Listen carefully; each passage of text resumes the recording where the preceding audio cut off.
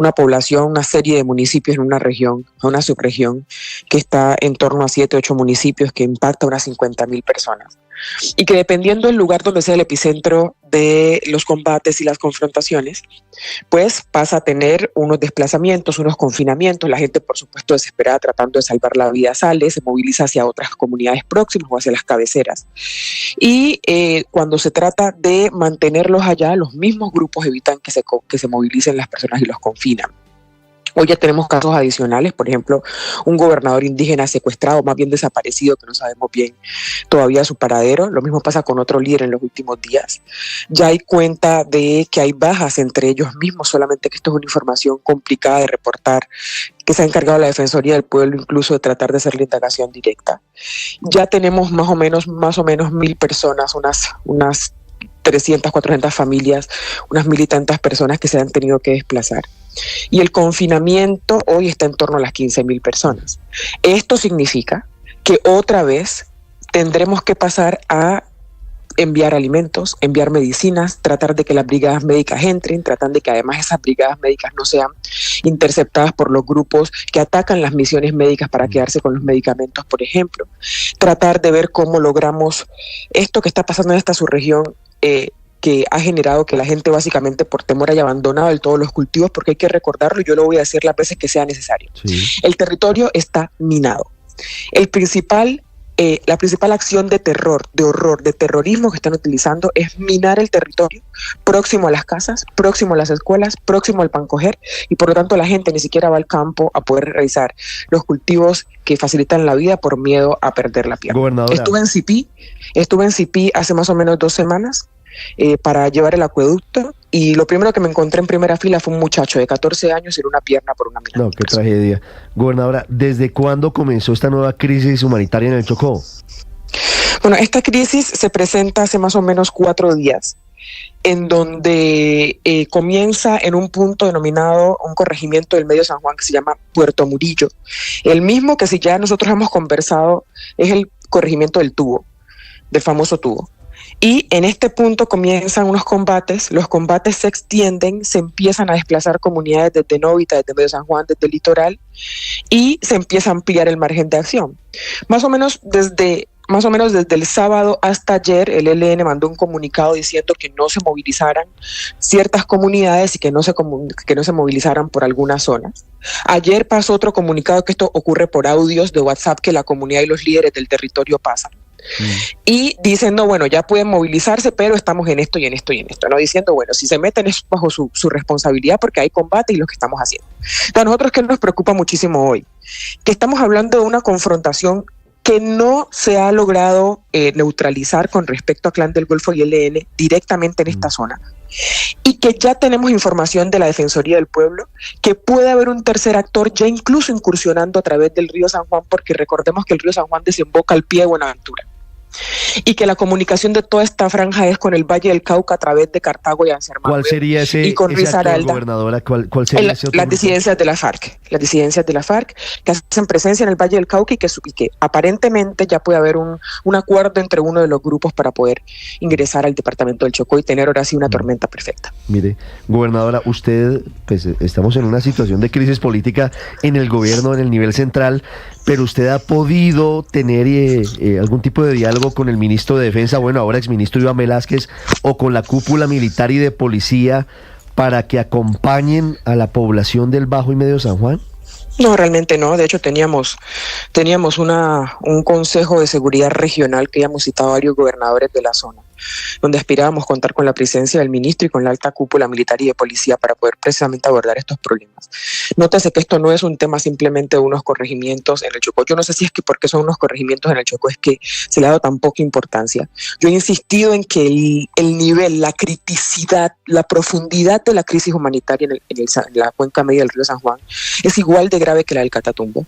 No pormenorizamos en Catatumbo porque sabemos que es grave, entendemos eso, sabemos lo que están viviendo. Pero se han podido tomar medidas extraordinarias para una situación reciente y no se han podido tomar medidas extraordinarias para una situación que va a cursar 2 años y que es reiterativo en crisis y que es reiterativo en paros armados y que es reiterativo en afectación humanitaria para la gente. Máxime cuando ya hay un compromiso anterior llamado maqueta humanitaria desde la época de las negociaciones fallidas con el ELN. Y hoy no hemos podido realmente hacerlo porque, de hecho, la reunión que estaba prevista, un consejo de seguridad regional más bien con varios gobernadores de la zona, se canceló. Y se canceló pues porque obviamente hoy no se pudiera llevar a cabo tomando en cuenta las transiciones que van a tener lugar. Claro, gobernador, y para entender esa criticidad, como la llama usted en su departamento, cuéntenos un poco cuántos cultivos están abandonados, cuántos alimentos les faltan, cuántas medicinas necesitan y también cuántas minas antipersonales puede haber, según calculan ustedes recientemente. Nosotros está lleno su departamento, sí. Nosotros tenemos una situación muy grave en algo que yo he denominado, digamos, la estrella de disputa en la cuenca media del río San Juan. Yo les voy a explicar por qué. El segundo municipio más grande del Chocó, que tiene, digamos, el emporio minero, con lo caro que está el oro hoy mismo, el gramo, que tiene hoy mismo el emporio, más bien el epicentro minero del departamento se llama Ismina, además es la segunda ciudad del municipio. A partir de allí uno se embarca por el río San Juan y 4 o 5 horas después está en el mar, está en el Pacífico, al pie del puerto de Buenaventura. Todo lo que hay en el margen, digamos, oriental para nosotros es la cordillera occidental. Y esa cordillera nos comunica con el Valle del Cauca y con Risaralda y el eje cafetero a través de las montañas.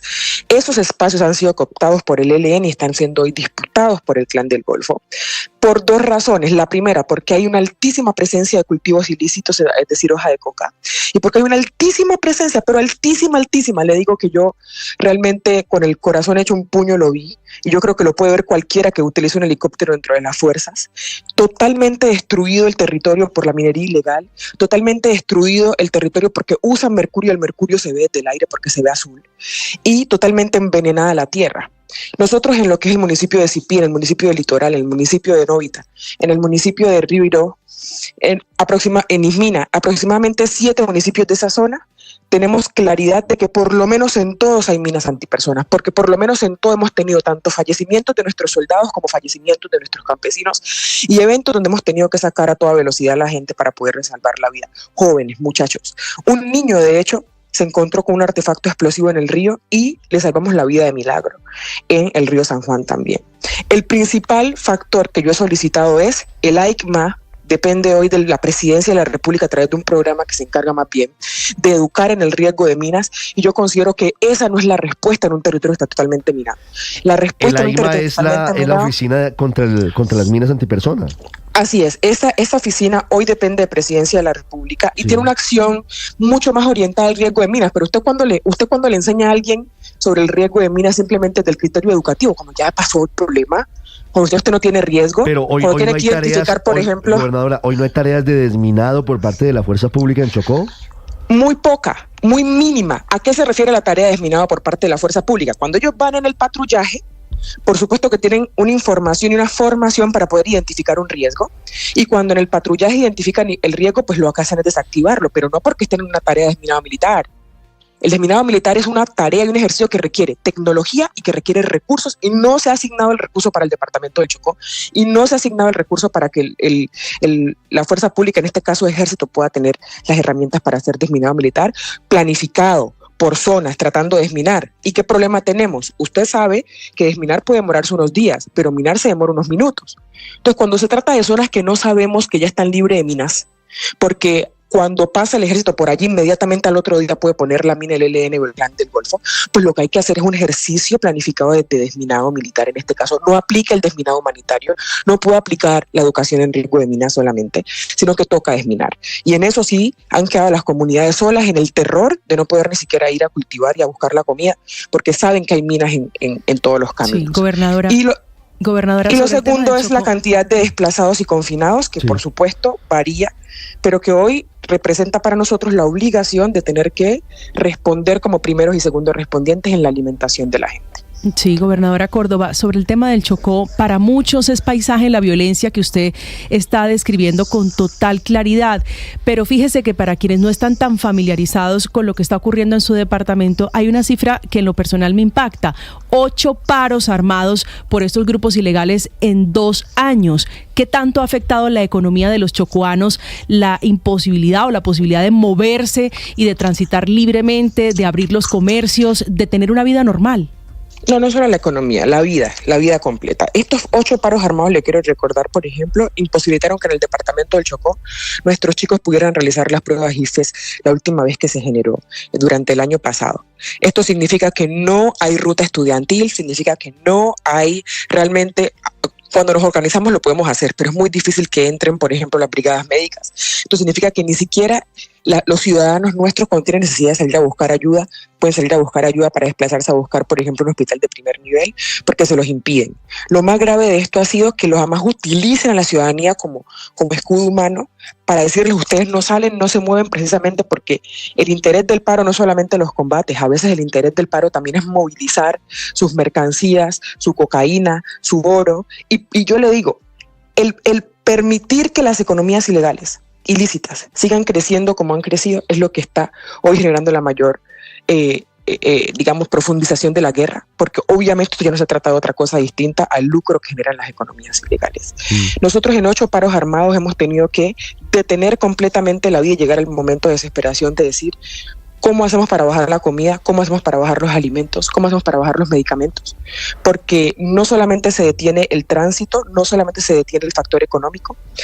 En este momento, la cuenca media del río San Juan, esa cuenca media en la que no hay presencia de la fuerza pública por un bendito tubo, esa cuenca media en donde no puede subir la armada, esa cuenca media en donde no hay presencia del Estado, se está quedando sola. La gente, en cuanto consigue un espacio para poder salir, se va. Y estamos quedando totalmente abandonados en los territorios por causa de que ni siquiera se puede vivir. La gente que se ha quedado es gente que no tiene para dónde irse, que no tiene un familiar en Medellín, que no tiene un familiar en Pereira, que no tiene un familiar en Cali o en Buenaventura, que no sabe para dónde agarrar y que el único pedacito de tierra que tiene es ese en su territorio. Entonces, esa gente está simplemente condenada a no poder ni siquiera vivir con dignidad a partir del trabajo. Hemos visto con desolación de verdad cómo por ejemplo, CIPI, donde yo intenté ahorita, estamos intentando un proyecto de fortalecimiento económico a través del cultivo de alevinos, se está quedando vacío. Fuimos a llevar el acueducto a CIPI tratando de llevar también otras condiciones de dignidad, el pueblo está vacío. Entonces, se quedan los niños a veces, los adultos tratan de ir a buscar otras ayudas. No es una condición realmente que no se pueda resolver, sino con medidas extraordinarias. El país ya demostró con el caso del Catatumbo, y de verdad lo aplaudimos y nos parece bien, y de verdad nos solidarizamos, que sí se pueden tomar medidas extraordinarias para tratar de resolver una situación humanitaria crítica. En el Chocó también debe hacerse. ¿Usted apoyaría, para finalizar, le hago esta pregunta, una eventual declaratoria de conmoción interior en su departamento, en el departamento de Chocó? Yo lo solicité. Cuando se tomaron las medidas para el Catatumbo, dije: las medidas extraordinarias, si la razón es la arremetida del ELN y los efectos humanitarios, también el departamento del Chocó, después de 8 paros armados, debe entrar en esas medidas, porque está probado, porque está debidamente registrado por todas las agencias humanitarias, incluido Naciones Unidas. Y si se podía para un espacio del país, se puede para el otro. Y lo que nosotros hemos dicho es, al igual que el Catatumbo, la situación de criticidad que tiene la cuenca media del río San Juan requiere medidas extraordinarias y requiere una inversión extraordinaria que, además, se lo repito, ya estaba comprometida para con la población desde hace 2 años en la maqueta humanitaria. Es la gobernadora de Chocó, Nubia Carolina Córdoba, con nosotros, hablando de la muy delicada situación en su departamento por cuenta de los combates, de la violencia entre el ELN y el Clan del Golfo, y ahora con el temor de la llegada de las disidencias de las FARC, lo cual completaría un cóctel mortal, doloroso para miles de habitantes del occidente del país. Gobernadora, muchas gracias. Muchas gracias. Seguimos informándoles cualquier infortunado avance de esta situación. Ya regresamos en Mañanas Blue.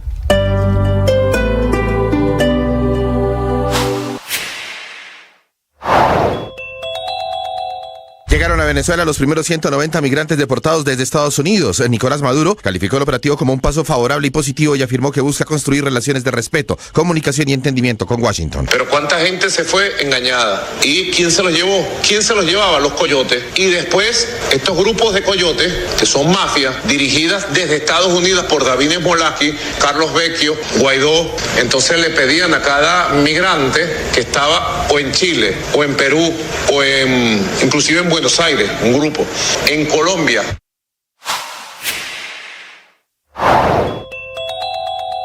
Acaba de presentar su renuncia y es irrevocable el ministro de Defensa, Iván Velásquez. Es una carta que se está conociendo esta mañana. Se va, es el ministro tal vez de los originales, de los pocos que quedaba, con la ministra de Trabajo, que también renunció con carácter irrevocable.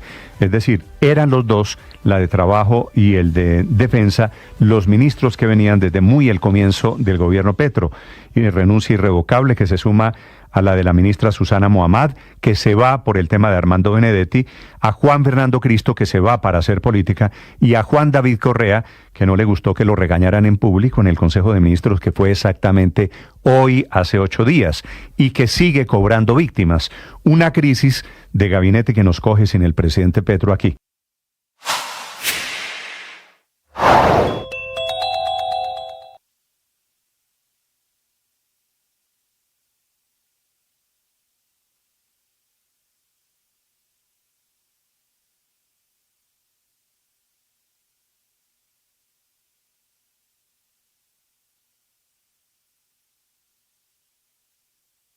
En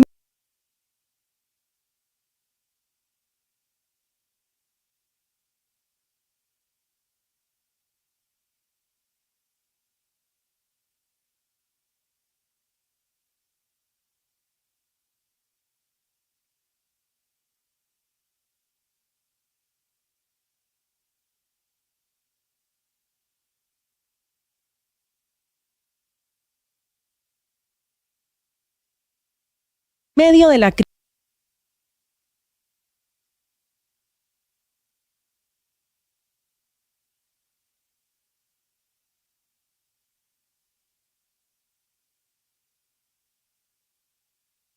crisis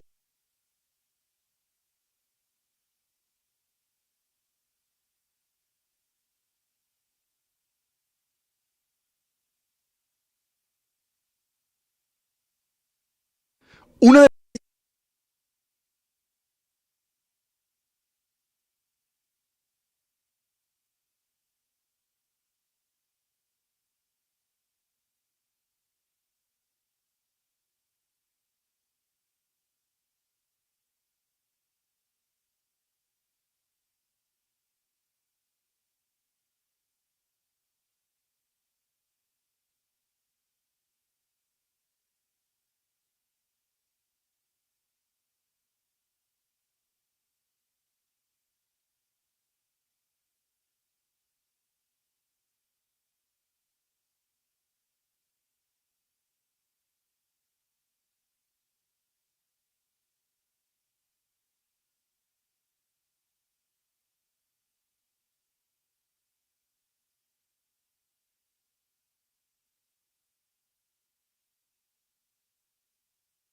las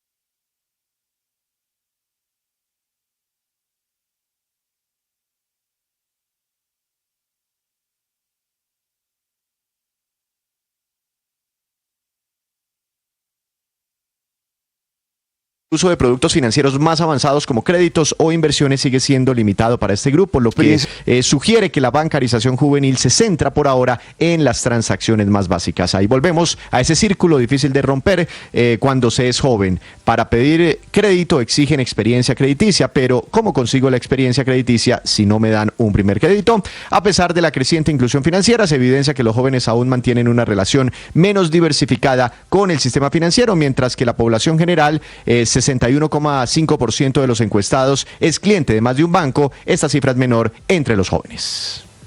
En TQ nos mueve la confianza en un mejor futuro, aquel que nace de la salud y el bienestar de las personas.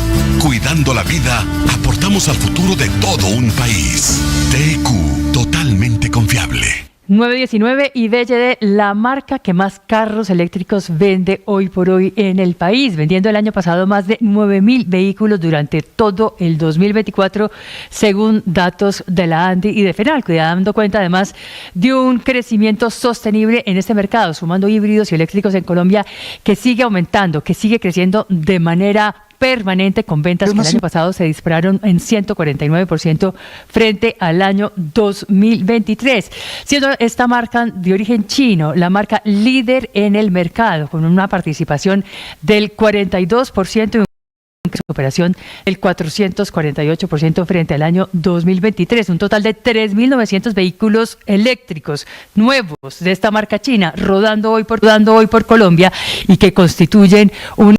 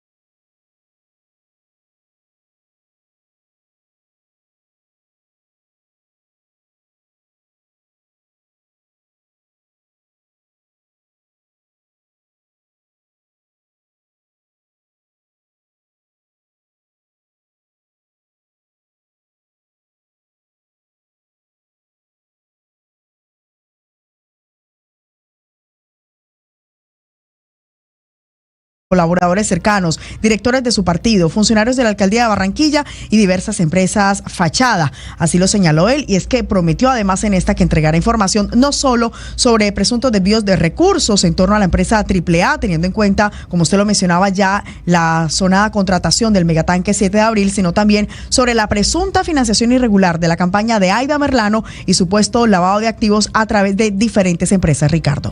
Muy bien, Vanessa, 9:26 minutos. A esta hora está bloqueada la vía Buenaventura. Hay protestas que impiden el paso hacia el principal puerto sobre el Pacífico. Hugo Mario.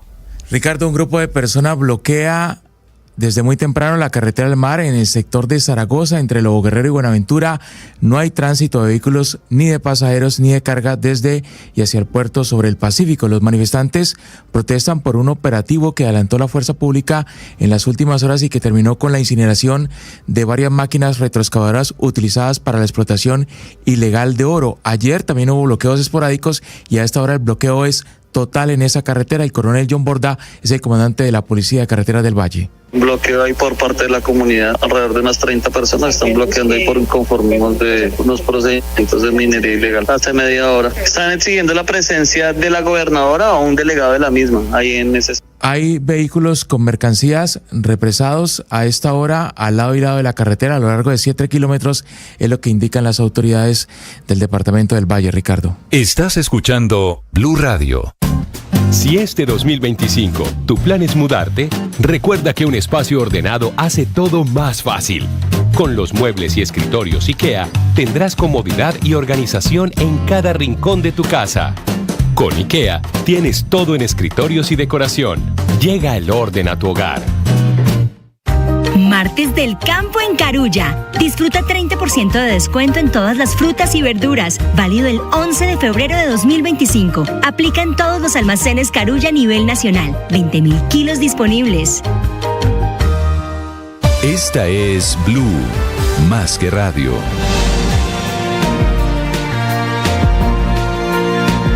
(9:28) El presidente Donald Trump finalmente firmó la orden ejecutiva sobre aranceles con una claridad. No entran en vigencia inmediatamente. La misma táctica, el mismo modus operandi del presidente de Estados Unidos, dejando un margen de tiempo al parecer para una negociación. Juan Camilo en Washington.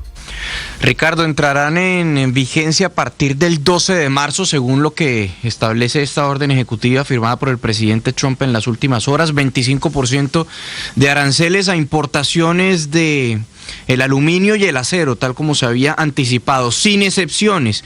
Y particularmente hay que destacar que lo que dice el presidente Trump es que esto es una redefinición de los aranceles ya impuestos por parte de Estados Unidos en años pasados durante su primera administración, y que establecía algunas excepciones para algunos países. Se cree que este margen de un mes para la entrada en vigencia de estos aranceles podría ser para que se adelante algún tipo de negociación, aunque el presidente Trump parece muy firme en esta determinación. Ya hay reacciones, por ejemplo, desde Canadá. El ministro de Innovación, François Philippe, asegura que estos aranceles son totalmente injustificados y algunos sectores de sindicatos están pidiendo que haya una retaliación inmediata por parte de Canadá en contra de los Estados Unidos. Lo propio ha dicho la presidenta de la Comisión Europea, Ursula von der Leyen, asegurando que estas tarifas, que estos aranceles son injustificados y que no se van a quedar sin respuesta. Ricardo. 9:29. Brasil es uno de los mercados más afectados en caso de que se concrete esta orden ejecutiva del presidente de Estados Unidos, Donald Trump. Welber Barral es uno de los especialistas brasileños en comercio internacional e inversiones, consejero de la Federación de Industrias del Estado de Sao Paulo y presidente del Instituto Brasileño de Comercio Exterior e Inversiones desde 2018. Está con nosotros a esta hora. Señor Barral, buenos días. Buenos días, un gusto hablar con ustedes. Globalmente, ¿qué significan estos aranceles que firma el presidente Donald Trump? ¿Qué efectos puede tener para la economía global? Bueno, la actitud de Trump ya se repite un poco desde la campaña electoral, o sea, muchas veces ha dicho que va a aplicar más aranceles, que las aranceles son una palabra más linda del diccionario, y que tiene una ideología de utilizar aranceles para volver la industria productiva de Estados Unidos. En el caso del acero y aluminio, ya hubo una medida muy similar en el primer gobierno de Trump, en 2018. En 2018, él ha anunciado también una arancel en este momento de 10% sobre acero y aluminio, pero que después se fueron renegociando. O sea, primero hizo una exclusión de Canadá y México, después algunas cuotas de exportación para Brasil, Argentina, Japón, Reino Unido. Entonces, se han creado muchas excepciones a la medida que Trump ha impuesto en 2018, y después en el gobierno de Biden se han excluido muchos productos. Claro, pero es decir, esto podría ser un método de presión para buscar una negociación que no necesariamente implique los aranceles que anuncia. Exactamente, ahí tenemos dos hechos. Uno, que ha postergado la aplicación de los aranceles, y claro, todos los países están buscando ya al gobierno americano para intentar buscar alguna forma de negociación. El otro efecto es que Estados Unidos necesita este acero y este aluminio. La industria americana no tiene capacidad de producción de todo el acero que se consume en Estados Unidos, sobre todo en las líneas automotrices de industria pesada. Importan muchísimo aluminio, sobre todo, y acero de Canadá. El segundo es Brasil, el más afectado, el segundo exportador. Y Colombia no es tan afectada, pero de todas maneras sí se afecta de alguna medida, aunque somos uno de los proveedores, digamos, no estamos entre los 5 primeros lugares como sí lo está Brasil. Pero quiero preguntarle, ¿esto lo hace Donald Trump para cumplirle a uno de los estados más importantes y que le dio el triunfo en la campaña, el estado de Pensilvania, que tiene una ciudad muy importante que es Pittsburgh, que es la gran productora de acero y de aluminio en los Estados Unidos? Dice usted que esa industria local no alcanza a suplir las necesidades del acero que consume hoy por hoy los Estados Unidos. ¿Tiene usted las cifras de cuánto es ese déficit actualmente, tanto de aluminio como de acero, en ese país, señor Barran? Sí, entonces dos temas. Uno, usted ha mencionado, los 25% que ha anunciado se aplica para todos los países que exportan acero y aluminio a Estados Unidos. Entonces, con la exportación colombiana también va a ser afectada. El otro es que ha acabado con todas las excepciones que se han creado después de 2018. O sea, no hay cuotas, no hay excepciones para aceros especiales que existían. Ahora se va a aplicar sobre 25% sobre todo. El tema, como se mencionaba, es que no solo, ahí tenemos tres problemas. Uno, que hoy Estados Unidos no produce el acero y aluminio que necesita. El segundo, que hay aceros y aluminios especiales, que tienen destinación especial, que tienen que ser importados y van a seguir importados, pero con un costo más alto que se va a repasar al costo final del producto. Es otro tema. El tercer es que, claro, había acuerdos que se habían firmado que básicamente Trump ignora a todos ahora y aplica para todos los países. Sí, en este caso, señor Barral, ¿qué porcentaje del acero y el aluminio que se utiliza en Estados Unidos es exportado desde Brasil? Bueno, la exportación brasileña hoy es como 10% del consumo de las importaciones totales de Estados Unidos. Pero son 50% de las exportaciones brasileñas de acero. Aluminio no tanto, aluminio tenemos una exportación más pequeña. El golpe sería duro para la economía brasileña si llegara a quedar en firme. Claro, tiene un efecto muy grande para la economía brasileña porque es un mercado... Primero porque es un mercado más importante para la economía brasileña, son 50% de las exportaciones de acero.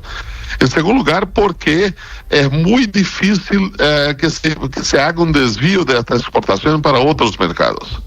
Los otros mercados hay mucha competencia hoy, sobre todo con el acero chino y coreano, de un lado, y de otro lado hay el tema de que las industrias de acero están protegidas por todo el mundo.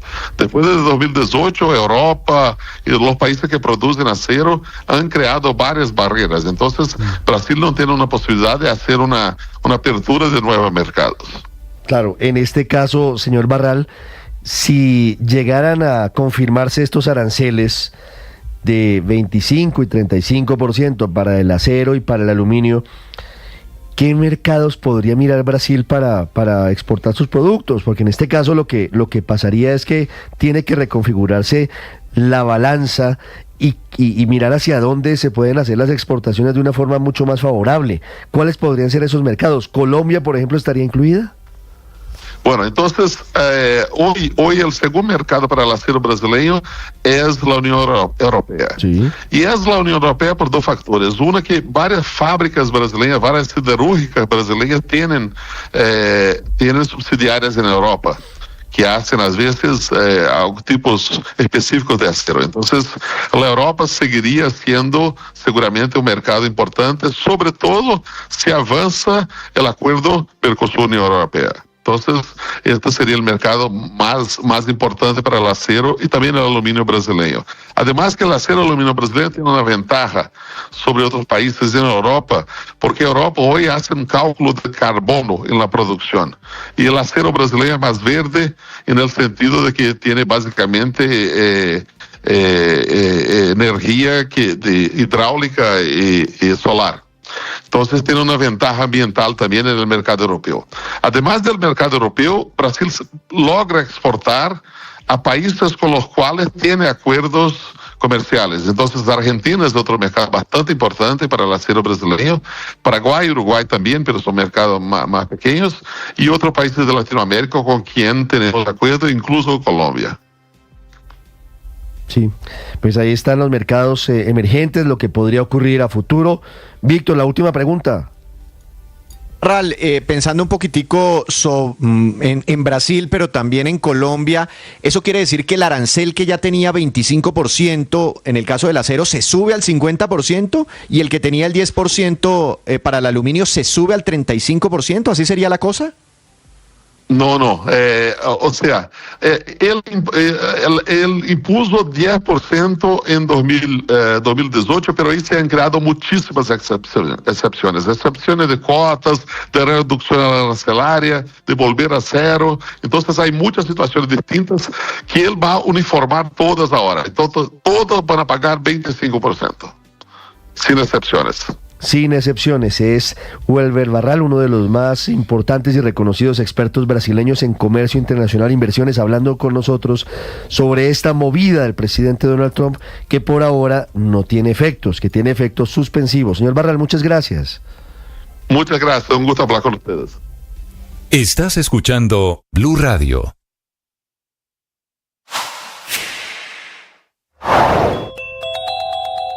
La gran inquietud es saber si a estas alturas del partido, a 18 meses del fin del mandato y a pocos meses del inicio de la campaña para Congreso y para presidente, los partidos políticos estarían dispuestos eventualmente a volver al redil, a tener ministerios como representación de su apoyo al jefe del Estado. Y quedan muchas inquietudes sobre el futuro del sector defensa. A pesar de las críticas contra Iván Velázquez, contra el general William René Salamanca, ahora la incertidumbre es saber quién va a asumir esa cartera tan importante para retomar el control territorial en el Catatumbo, en el Bajo Cauca, en el Chocó y en otros departamentos del país que hoy están en grave crisis. Sumado esto al futuro de la agenda legislativa del gobierno. Asume, encargado del ministro del Interior, Gustavo García, quien, a pesar de ser un hombre destacado, no tiene la experiencia frente al manejo del Congreso de la República. En sus manos tendrá el futuro de las 5 grandes reformas que el presidente Gustavo Petro intenta todavía sacar adelante. La primera, la reforma a la salud. Anoche fueron convocadas sesiones extras y no parecería que haya ambiente para avanzar en esas discusiones. Sumada a la reforma laboral, a la 9 de la mañana, 39 minutos. A esta hora la información deportiva en Mañanas Blue. Colombia sigue haciendo cuentas. El Mundial Sub-20 todavía no es una realidad tras la derrota a manos de Argentina. 3 juegos y 2 caídas en la ruta del hexagonal final. La tricolor perdió con un solitario gol de Subiabre, que sentenció la clasificación de los albicelestes a la Copa del Mundo. El técnico de nuestra selección nacional, César Torres, ¿y qué les dijo a los jugadores tras esta derrota? Así les dije, vaya, pongan la cara, miren a todo el mundo a los ojos, que lo vieron todo, que buscamos el partido, lo sufrimos cuando hay que sufrirlo y después nadie puede cuestionarte nada, nadie te puede cuestionar. Somos humanos, erramos en una pelota parada y hay que estar más concentrados, pero este es un equipo con mucha resiliencia, carácter, personalidad y se va a levantar rápido. Y levantarse rápido será el próximo jueves, el próximo compromiso para nuestra selección. Ahora Colombia es tercera con 3 puntos, detrás de Brasil y Argentina, que suman 9 unidades. El próximo paso para la tricolor será Chile. Este jueves, reiteramos, penúltimo rival en el camino al Mundial de Chile. Waits. Blows his whistle. Is this going to be the first real chance of the game? Kamada, short, training ground move. Mateta's right foot shot hits the post. The rebound is put in by Munoz. And Crystal Palace lead. Es hoy noticia en Londres. Hablamos de Daniel Muñoz. El relato del más reciente gol del lateral colombiano que está on fire en Inglaterra. Está encendido el jugador de Selección Colombia que abrió la cuenta en el triunfo del Crystal Palace en su juego frente al Doncaster por la FA Cup, que marcó además el camino de clasificación a los octavos de final de este torneo. Muñoz fue la figura y ahora se alista para enfrentar al Everton el próximo sábado por la Liga Premier inglesa. Низом в штрафную, хорошая атака, Козлов разворачивается технично, удар, штанга, гол! Кórdoba, дубль, это было красиво, 2-1. Sí, como dice el narrador ruso, Córdoba. Ahora nos vamos a esas tierras lejanas, donde el chocoano John Córdoba sigue también encendido con el gol.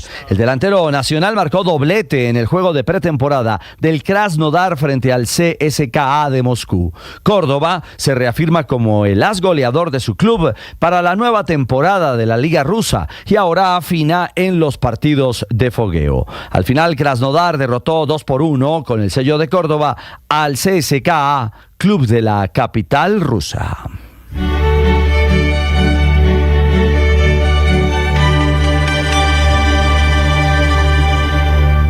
Es el himno de la Champions, porque hoy arrancan las llaves de los playoffs de esta Liga de Campeones. El juego estelar se dará entre Manchester City y Real Madrid. Una llave de campeones y de super técnicos. El míster Ancelotti, al frente del conjunto español, elogió a Guardiola en la antesala a este duelo. Lo que puedo hablar es de Guardiola, que me parece un entrenador que siempre ha intentado de meter algo nuevo en sus equipos, ha aportado mucho al fútbol, ha sido y sigue siendo un innovador del fútbol. Entonces le tengo un montón de respeto a él porque sigo pensando que es uno de los mejores, si no el mejor. Y todas las veces que nos enfrentamos es una pesadilla preparar los partidos. Bueno, y de los elogios del italiano Ancelotti a Pep hablando de su momento de crisis. El técnico español y su teoría sobre su permanencia en el City. No sé si a un doctor le piden que se está jugando el sitio, a un arquitecto si le piden jugar el sitio, si a un profesor le piden jugarse el sitio, pero no. Sé que en todos los estadios me cantan que me van a echar al día siguiente por la mañana cuando estamos perdiendo, pero no tengo esta sensación. Creo que evidentemente estoy aquí y aún tengo el sitio por lo que hemos ganado en los últimos años, si no probablemente no estaría aquí. Llave de infarto en este nuevo paso de Liga de Campeones. También se enfrentarán en duelo francés el Brest y el Paris Saint-Germain. La Juventus de Italia se verá las caras con el PSV Eindhoven de los Países Bajos y el Sporting de Portugal recibirá al Borussia Dortmund alemán. Y en Colombia la noticia que impacta en la Liga es la confirmación del regreso de Teófilo Gutiérrez al Junior de Barranquilla. ¿Cómo es la historia? Fabio Poveda, usted nos tiene los detalles desde Curramba la Bella. Hola Ricardo, buenos días. Tal como lo informó Blue Radio en el programa Blog Deportivo la semana pasada, Teo se volverá a vestir con la camiseta de Junior una vez más. El sueño del juniorismo hoy es una realidad, pero no fue fácil conseguirlo. El alcalde Alejandro Char, admirador número 1 de Teo, y su hermano Arturo pudieron finalmente convencer al presidente, que es su hermano mayor Antonio, y su papá Fuad, que Teo era una excelente opción para el equipo. Fue una tarea difícil, pero lo lograron. Hasta los capitanes Carlos Vaca y Didier Moreno fueron consultados para poder finiquitar el regreso de Teo, que desde ya pidió el apoyo de todo el juniorismo. Y simplemente quiero decirle a la gente que apoye, estamos felices, que se pongan la camiseta, empezó la fiesta. Ricardo, hoy Teo se realizará los exámenes médicos y luego firmará su contrato que lo vinculará con Junior hasta el mes de junio de este año. El próximo jueves Junior se enfrenta al Once Caldas aquí en el Metropolitano Roberto Meléndez. Teo por supuesto no estará en la nómina de convocados, pero seguramente va a estar allí en el estadio para que toda la afición le dé la bienvenida. Gracias, Fabito. Bueno, el último baile de Teo en su eterna casa. Y ahora nos vamos a la NBA. James hasn't taken a shot yet. Doncic has attempted one. On the switch, Luke has got the big on him. Tries the three. And hits it. The first of many. La primera cesta. Llegó el día del debut de Luka Doncic. Su primer gran momento vestido de angelino. Con el número 77, el esloveno, jugó 23 minutos. Aportó 14 puntos, 5 rebotes y 4 asistencias en la victoria de los Lakers frente a los Jazz de Utah. Noche mágica en el Crypto.com que tuvo a casi 19,000 aficionados vestidos con la camiseta de bienvenida a Doncic. Being special, the way they received me, everybody, it was amazing to see.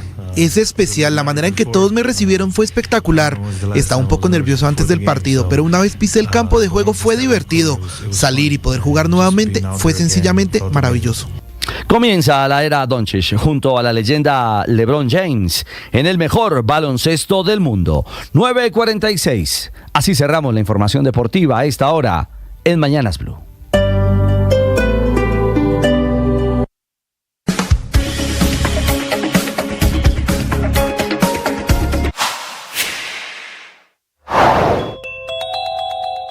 La gran inquietud es saber si a estas alturas del partido, a 18 meses del fin del mandato y a pocos meses del inicio de la campaña para Congreso y para presidente, los partidos políticos estarían dispuestos eventualmente a volver al redil, a tener ministerios como representación de su apoyo al jefe del Estado.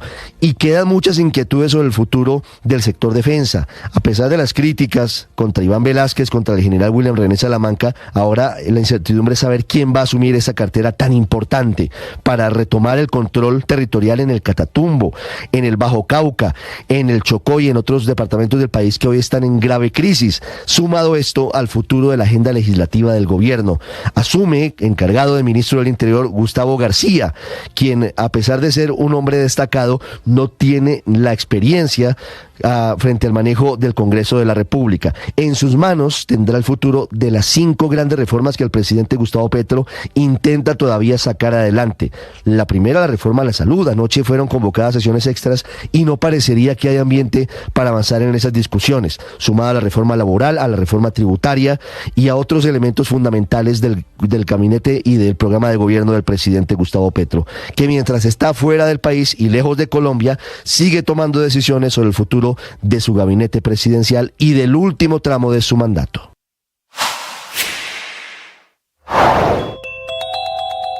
Llegaron a Venezuela los primeros 190 migrantes deportados desde Estados Unidos. Nicolás Maduro calificó el operativo como un paso favorable y positivo y afirmó que busca construir relaciones de respeto, comunicación y entendimiento con Washington. Pero ¿cuánta gente se fue engañada? ¿Y quién se los llevó? ¿Quién se los llevaba? Los coyotes. Y después, estos grupos de coyotes, que son mafias, dirigidas desde Estados Unidos por David Smolaki, Carlos Vecchio, Guaidó, entonces le pedían a cada migrante que estaba o en Chile, o en Perú, o inclusive en Buenos Aires, un grupo, en Colombia.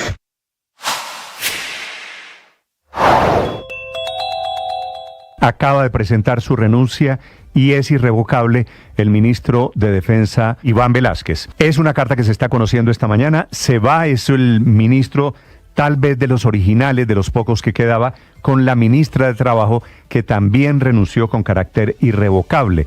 Es decir, eran los dos, la de Trabajo y el de Defensa, los ministros que venían desde muy el comienzo del gobierno Petro. Y renuncia irrevocable que se suma a la de la ministra Susana Muhammad, que se va por el tema de Armando Benedetti, a Juan Fernando Cristo, que se va para hacer política, y a Juan David Correa, que no le gustó que lo regañaran en público en el Consejo de Ministros, que fue exactamente hoy, hace 8 días, y que sigue cobrando víctimas. Una crisis de gabinete que nos coge sin el presidente Petro aquí.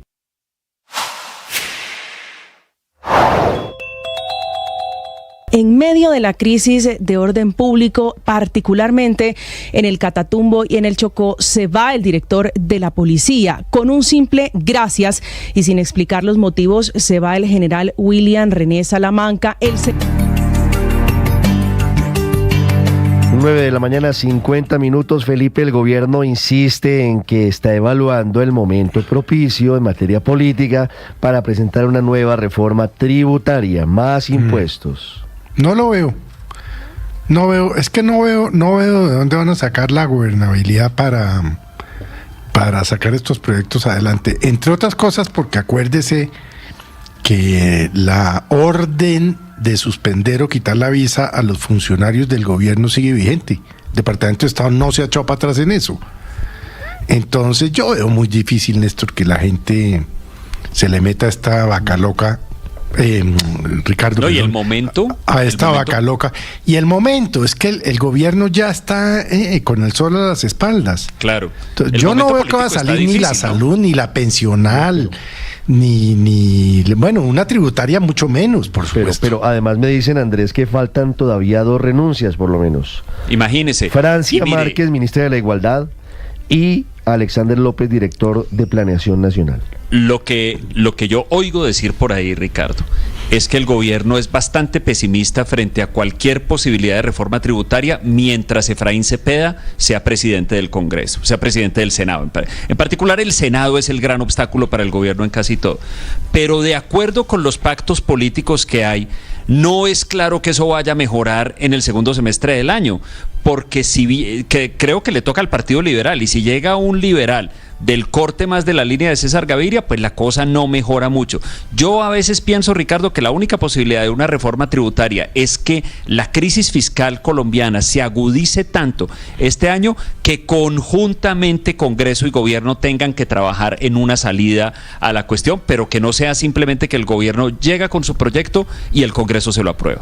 Aurelio, el escenario, el panorama político del gobierno no se ve muy sencillo, no sé cómo pretende sacar adelante proyectos que ha intentado con mayor gobernabilidad que ahora, y aparte de ello pensando en una reforma tributaria.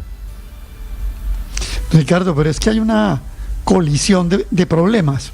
Por un lado, todo el tema político, la implosión del gobierno, pero por el otro lado, la crisis fiscal. Es que, permítame volver a insistir, que el dato del ministro Guevara sobre el balance fiscal del año 2024 es terrible. 118 billones de pesos. Ese es un faltante descomunal. Y bueno, también el ministro Guevara, para que lo meta dentro del cúmulo de problemas, es que ya anunció que seguirá subiendo el ACPM en el año 2025.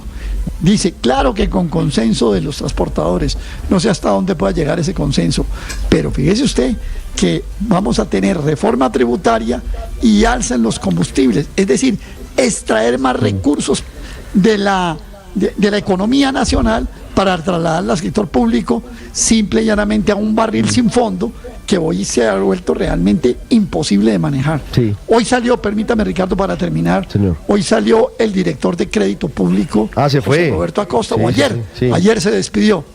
Más o menos le voy a dar este dato. En agosto del año 2022, la deuda pública colombiana era de 805 billones de pesos.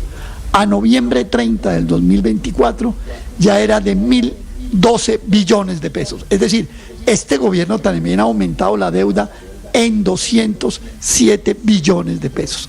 Es decir, puede terminar su periodo aumentando la deuda en los 300 y pico de billones que aumentó el gobierno. Fíjese, no le Carlos, veo realmente una perspectiva Álvaro, fiscal que se sostenible a la economía nacional. Se unen dos cosas, la crisis política y las angustias fiscales del gobierno. Sí, porque una cosa es la gobernabilidad, pero también está la realidad fiscal, que ese no es un problema solo del gobierno. Sí, hundirle una reforma a un gobierno pues es un triunfo de la oposición, pero cuando empiezan las consecuencias a afectar a los sectores vulnerables, es muy difícil. Yo veo que lo que estamos viendo es que el tamaño del problema fiscal es mayor al que se estaba previsto, y que con esa circunstancia va a ser muy difícil para el Congreso no generar nuevos recursos. Hay muchas vías, y por ejemplo, negarse a un impuesto a las apuestas, eso no tiene ninguna presentación política, eso es entregarle al gobierno un argumento fuerte, y hay otras formas de conseguir recursos. Lo que sí no creo es que las cosas se van a quedar así, porque pues sí, pierde el gobierno Petro, pero pierde el país y eso empieza a costarle políticamente al Congreso. Pues ya estamos en un asunto crítico, Paola, en materia financiera. Gasnova acaba de decir que desde el año pasado el gobierno no paga la deuda del gas licuado, del propano, por ejemplo. Y así en muchos aspectos. Aquí, de los subsidios a los más vulnerables, por ejemplo, el tema de los subsidios de energía eléctrica no se ha pagado. La deuda es de 7 billones de pesos. La crisis fiscal se congelaron los subsidios de vivienda es para mi casa ya. El tema. Es serio el tema, Paola. Una pregunta, y la plata que decían que está guardada, Paola, y la plata que decían que está guardada, que hablaban de 97, 98 billones. Sigue guardada. El doctor Alexander López lo dijo en el Consejo de Ministros, en el reality de hace 8 días. Claro, Paola. Y sin ejecutar, pero los países como las empresas se quiebran por la caja y acabamos de tener un cierre de año con una caja mínima para el gobierno colombiano, digamos el peor momento, el peor promedio histórico, creo que la cerraron con algo cercano como a 3 billones de pesos, que es una cuarta parte de lo normal que deberían tener en caja, y eso es gravísimo. Pues están muy complicadas todas las cuentas para el gobierno. Yo tampoco veo una reforma tributaria pasando, ni con los impuestos a las apuestas, ni ahora que se están hablando supuestamente a las iglesias, que es una de las cosas que estaría pensando en grabar el nuevo ministro de Hacienda. Y por ahí vi, creo que ayer, un cálculo de Salomón Kalmanovich que dice que por ese lado hay 19 billones de pesos que se podrían ganar y que son ganancias supuestamente de las iglesias cristianas, pero nada de eso va a pasar. O sea, todo eso se va a quedar ahí en el tintero, porque efectivamente pues no hay ningún ambiente en el Congreso. No creo que tenga que vivir exactamente por el tema de que mientras Efraín Cepeda sea presidente del Senado, sino que el palo no está como para cucharas, y además esta gente pues no ha sido seria presentando los soportes de las pruebas, tal y como está, incluido el plan financiero de este año, Ricardo, que presentó hace apenas el fin de semana pasado el nuevo ministro de Hacienda, un plan financiero en donde de facto se está flexibilizando la regla fiscal, porque él no contabiliza ciertas partidas como 32 billones de pesos que dicen que esos fueron transacciones de una sola vez y que no las metieron, pero y que se las metían todas las cuentas iban a ser mucho peor. Luego, por derecha incluso están tratando de hacer ver las cuentas más bonitas de ese plan financiero y cómo están las cuentas del gobierno, pero el descuadro es mucho mayor. El golpe de realidad viene esta semana, Paola. Esta semana nos va a decir el Comité Autónomo de la Regla Fiscal la verdadera situación del país. Y mientras tanto, el presidente se reúne hasta ahora con el sultán Ahmed bin Sulayem, presidente de Dubai Ports. 9:58, la reforma tributaria que piensa el gobierno. Marcela Peña. Hola Ricardo, buenos días. Evaluaremos el momento político para ir al Congreso. Eso es lo que está diciendo el ministro de Hacienda, Diego Guevara, frente a sus planes para una nueva reforma tributaria. Aunque reconoce que antes de un mes no llegarían con un texto al Congreso de la República, sí tiene bien claro qué es lo que quiere hacer. El piso de esta reforma es un recaudo de 12 billones de pesos, de los cuales solo una parte entraría a recaudarse este 2025. Preliminarmente tendríamos un piso de 12 billones, sería una reforma que los 3 impuestos del Catatumbo trataría de dejarlos de manera estructural y permanente, van a ser parte de esos debates. Los 3 impuestos creados por la conmoción interior del Catatumbo se van a establecer en un decreto esta semana, pero el objetivo es que se vuelvan permanentes. Les estoy hablando de IVA a las apuestas en línea, un impuesto a las exportaciones de petróleo y de carbón y un impuesto de timbre para los trámites notariales. Guevara también adelantó que espera incluir en esta reforma la propuesta del gobierno de reducir el impuesto de renta a las empresas y también la promesa de asumir como deuda pública el pago de la opción tarifaria, un tema que le puede dar oxígeno a un sector de la energía eléctrica que está pasando dificultades financieras y podría enfrentar un riesgo de apagón. Hablando de apagón, hay llamado de la Procuraduría a las autoridades locales para que presenten planes de contingencia en caso de que haya racionamiento de luz. Sergio Barbosa. Hola Ricardo, buenos días. La Procuraduría hizo un llamado a los gobernadores, alcaldes y entidades descentralizadas para que implementen acciones que puedan mitigar los riesgos en la prestación del servicio de energía en el país. Lo que ha dicho en este caso el Ministerio Público es que es evidente la necesidad de garantizar la operación, asegurando que todos los ciudadanos tengan acceso a un servicio estable, y para eso se propuso la instalación de mesas de trabajo con el fin de estructurar estrategias en el corto y mediano plazo. Además, la Procuraduría plantea la posibilidad de establecer acuerdos de pago y explorar explorar otras alternativas para mejorar la sostenibilidad del servicio. La Procuraduría también aclara que se debe tener en cuenta el decreto de conmoción interior, el cual podría eventualmente impactar el servicio público de energía en la región del Catatumbo y los municipios del área metropolitana de Cúcuta en el departamento de Norte de Santander, así como los municipios de Río de Oro y González del departamento de Cesar. Hay golpe contra la banda Los Satanás en Bogotá. Felipe García.